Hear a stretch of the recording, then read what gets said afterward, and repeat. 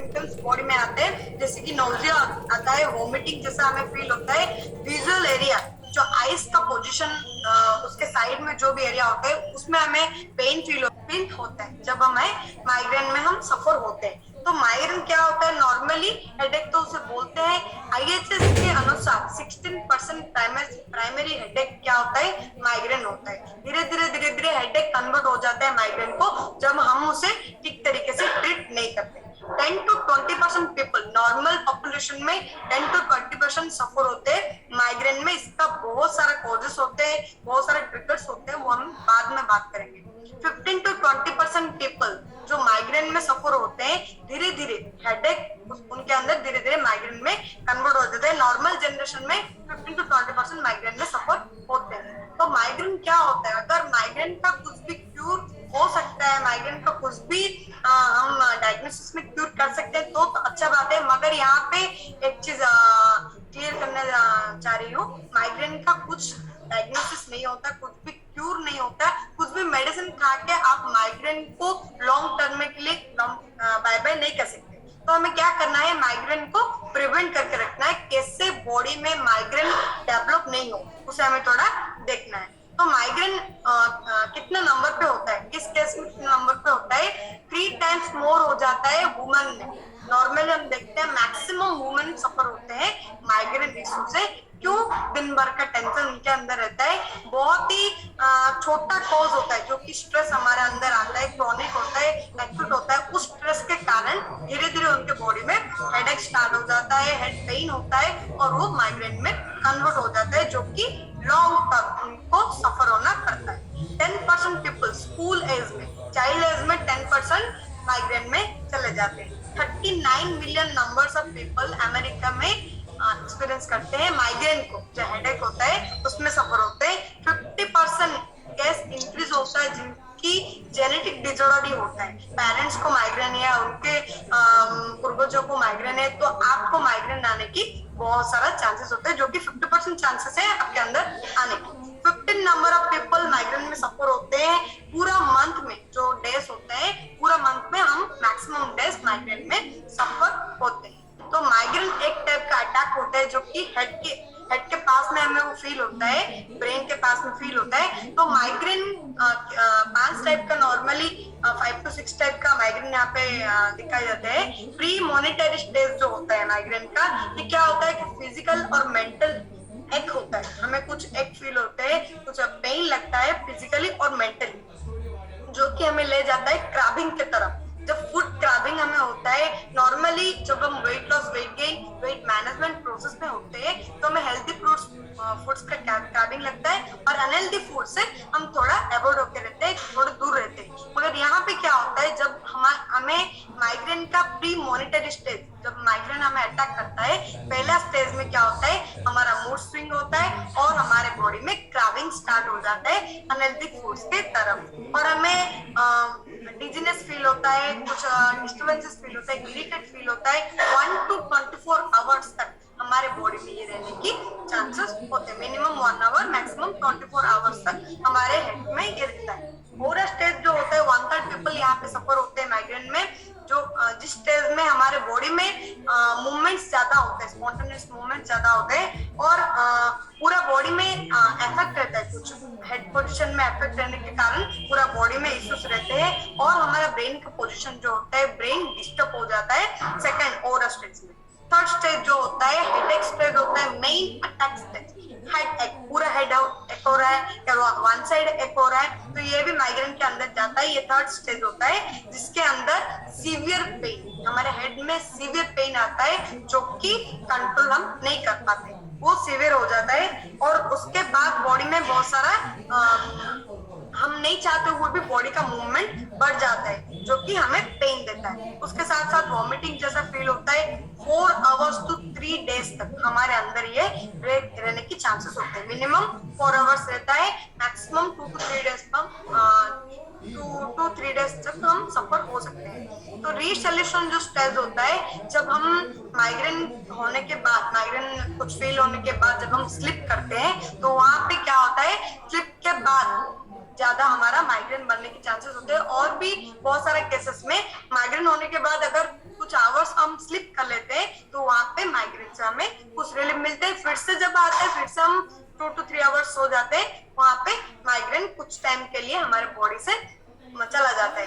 मगर उसके ट्रिगर आने के बाद और 4 to 6 आवर्स के बाद फिर से हमारे बॉडी में आ जाता है। रिकवरी और पोस्ट ड्रोम जो स्टेज होता है, ये फाइनल स्टेज होता है माइग्रेन का, जिसके अंदर हमें हैंगओवर जैसा फील होता है। माइंड कुछ हैंगओवर हो रहा है, हमारे कंट्रोल के बाहर चला जा रहा है, ऐसे हमें फील हो रहा है। होता है सिम्टम्स इसका अलग अलग होता है, बाहर से कुछ पता नहीं चलता, मगर अंदर से जो हमें फीलिंग आ रहा है उसमें हमें पता चलता है नहीं, मैं पोस्ट ड्रोम स्टेज में मेरा माइंड है। जो माइग्रेन होता है, जो हेडेक होता है, वो लास्ट स्टेज में होता है। हंग्री ज्यादा फील होता है जब हम इस स्टेज में होते हैं। तो ये 5 टाइप का जो स्टेज मैंने बताई, ये 5 टाइप का स्टेज में फीलिंग अलग अलग आता है। किस टाइम में, किस ड्यूरेशन में हमारे बॉडी में रहे, उसका भी अलग अलग टाइमिंग होता है।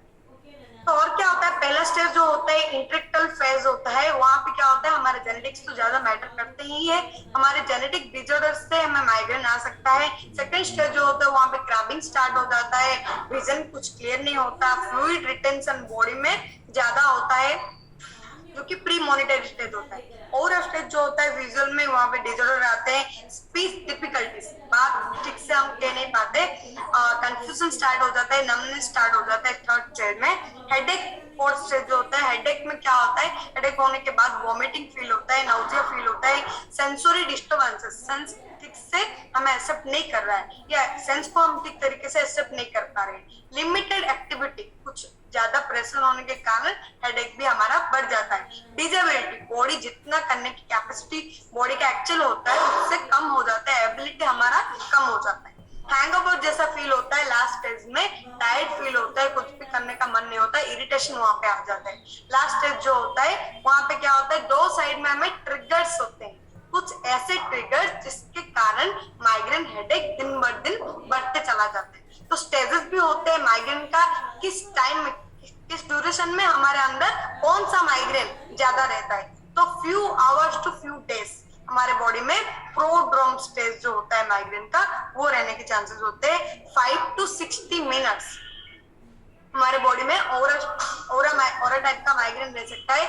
4 to 72 आवर्स हेडेक हमें रहता है। पोस्टड्रोम जो स्टेज होता है 24 to 48 आवर्स हमारे बॉडी में रहता है। तो 4 टाइप का हेडेक्स भी यहाँ पे दिखाया गया है।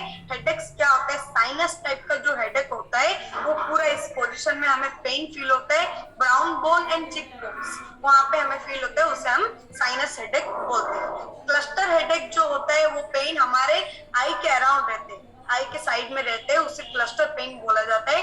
टेंशन पेन जो होता है, वो हमें हेड के ऊपर यहाँ पे हमें फील होता है। माइग्रेन टाइप का जो होता है, वो सीवियर पेन होता है, विजुअल डिस्टर्बेंसेस आते हैं, नोजिया फील होता है, हमारा मूड स्विंग होता है। ये ऑल चेंजेस को हम माइग्रेन बोलते हैं। तो हेड के अलग अलग जगह पे पेन होने के कारण अलग अलग टाइप का माइग्रेन, अलग अलग टाइप का हेडेक हम फील करते हैं। तो हेडेक माइग्रेन अगर दोनों को अलग अलग जगह पे रख दे, हेडेक क्या होता है, कुछ इलनेस जैसा फील होता है, हमें हेडेक होता है। मगर माइग्रेन क्या होता है, माइग्रेन ही एक इलनेस होता है, बहुत सारा सिम्टम्स, बहुत सारा ट्रिगर्स, बहुत सारा कॉजेस के साथ आता है माइग्रेन। तो हेडेक में क्या आता है, पेन होता है, हमारे फोरहेड के पास पेन होता है, डल फील होता है, प्रेशर फील होता है, हमारे जो विजन्स जो है क्लियर नहीं हो पाता, कुछ हम हमारा जीते हुए भी मर जाने जैसे लगता है हमें जब हमें सीवियर हेडेक होता है। तो और भी बहुत सारे कॉजेस होते हैं, जैसे कि मेडिसिन खाने के बाद हम कुछ भी क्यूर करने की सोच रहे हैं, कुछ भी मेडिसिन ले रहे हैं, उसके बाद भी हमारा हेडेक नहीं जा रहा है, तो वो बहुत ही ज्यादा प्रॉब्लम हमारे अंदर आता है। ट्रीट करते हैं, हमें रेस्ट देके ट्रीट करते हैं, हम मेडिसिन खाते हैं, पानी ठीक से पीते हैं, उसके बाद भी हेडेक हमारे बॉडी में रहता है। कुछ कम फ्यू मिनट्स के लिए, फ्यू आवर्स के लिए चला जाता है, फिर से हमारे बॉडी में आ जाता है। माइग्रेन क्या होता है, पेन होता है, पूरा हेड में पेन होता है, हमें थ्रोविंग जैसा फील होता है। लास्ट फ्यू डेज में हम माइग्रेन से सफर होते हैं, नोजिया डिजीनेस हमारे अंदर डेवलप होता चला जाता है। कॉमनली हमें टाइम का कुछ रेगुलेशन मेंटेन नहीं हो पाता, लाइट्स फ्लैश होने से, आईज के ऊपर ज्यादा लाइट गिरने से वहां पे भी हमारे बॉडी में माइग्रेन डेवलप होने के चांसेस होते हैं। होती है। तो हेडेक में क्या होता है, ये 4 to 72 आवर्स हमारे बॉडी में अटैक करके रहता है। यूनिलैटरल लोकेशन, वन साइड हमें पेन होता है, मॉडरेट और सीवियर पेन, ठीक, धीरे धीरे स्लो पेन हो रहा है या सीवियर पेन हो रहा है, वो भी हेडेक के अंदर जाता है। और फिजिकल एक्टिविटी रूटीन कुछ चेंज हो जाना हेडेक के कारण, सेंसिटिव बॉडी फील होना, लाइट को सेंसिटिव होना, साउंड को सेंसिटिव होना। हेडेक होने के टाइम में अगर कुछ भी हाई साउंड हमें सुनाई दे तो हमें और इरिटेट लगता है। लाइट्स अगर ज्यादा लगे, ज्यादा लाइट्स आईज के ऊपर गिरे तो हमें और इरिटेट स्टार्ट हो जाता है, तो हेडेक का अंदर आता है।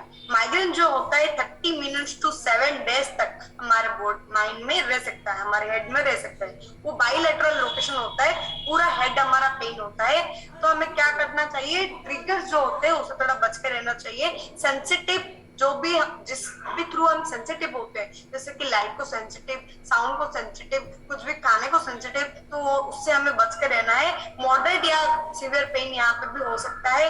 हमारा फिजिकल एक्टिविटी भी लो हो जाता है, वॉमिटिंग, नोजिया स्टार्ट हो जाता है, लाइट साउंड को जो हम सेंसिटिव हो जाते हैं। तो जो भी ट्रिगर्स हमें फेस करना पड़ रहा है माइग्रेन और हेडेक के कारण, उसे थोड़ा बच के रहना है। तो माइग्रेन के अंदर क्या क्या आ जाता है, माइग्रेन बहुत सारे एरोमार्क को गया है, बहुत सारे एरोमार्क माइग्रेन को भी आया है। क्या क्या होता है माइग्रेन के अंदर, हमारे कार्डियोवास्कुलर डिसऑर्डर्स जो मेन चीज है, पूरा बॉडी का मेन पार्ट वहां पे होता है। कार्डियोवास्कुलर हेल्थ हमारा डिस्टर्ब हो जाता है, हाइपरटेंशन आने की चांसेस होते हैं, हमें स्ट्रोक आने के चांसेस होते हैं, न्यूरोलॉजिकल डिसऑर्डर्स जो होते हैं वो भी आने के चांसेस होते हैं, बहुत सारे ऐसे सिम्टम्स आने के चांसेस होते हैं। स्नोरिंग आ जाता है जब हम माइग्रेन में सफर होते हैं, स्लीपिंग डिसऑर्डर्स आ जाता है। बहुत सारे लोगों को नींद का तकलीफ है, क्यों नींद नहीं हो रहा है, या टेंशन है, प्रेशर है, माइग्रेन है, हेडेक है, ये सारा चीज वहां पे आ जाता है। तो जब आप माइग्रेन में सफर होते हैं, स्लीपिंग डिसऑर्डर्स स्टार्ट हो जाते हैं। इंसोम्निया नाम का डिजीज स्टार्ट हो जाता है, जो कि ज्यादातर हम सो नहीं पाते, कम time, few hours, 1 to 2 hours, कभी कभी पूरा रात भर हम जगे रहते हैं, हमें नींद नहीं आती, तो वो भी माइग्रेन के अंदर जाता है। अगर आपको थोड़ा सा हेडेक हो रहा है, थोड़ा सा माइग्रेन है, तो धीरे धीरे वो बहुत बड़ा होने की चांसेस होते हैं। तो जरा इससे हमें बच के रहना है। एंजाइटी जैसा फील होते हैं, बॉडी में एनर्जी लेवल हर वक्त डाउन रहते हैं, उतना एनर्जी हम फील नहीं कर पाते। एट द एज ऑफ 16, 17, 18, 19, जो भी एज में आप है, उस एज में आपके बॉडी को जितना एनर्जी चाहिए, जितना एनर्जी एक्चुअल बॉडी का कैपेसिटी है, उतना एनर्जी हम फील नहीं कर पाते ड्यू टू डिसऑर्डर्स। बॉडी में ये सारा डिसऑर्डर आने के कारण माइग्रेन के थ्रू हम ये सारा चीज में सफर होते हैं। तो माइग्रेन कॉम्बर्बिलिटीज क्या